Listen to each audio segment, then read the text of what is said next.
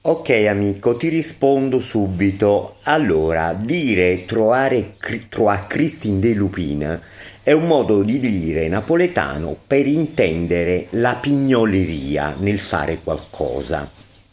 Per lupini si intende la pigna e quindi i semi della pigna che venivano anche detti manina di Cristo. Manina di Cristo era il riferimento a quei ciuffetto di peli che si trova all'interno, quindi una pignoleria esagerata.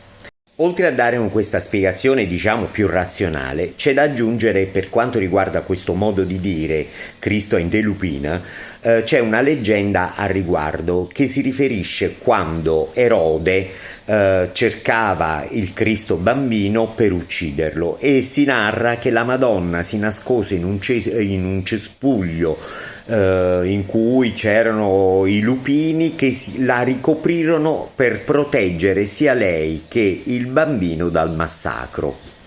C'è una canzone a tal riguardo che fece la bravissima Concetta Barra che riguarda proprio questo detto. Grazie e seguitemi sempre.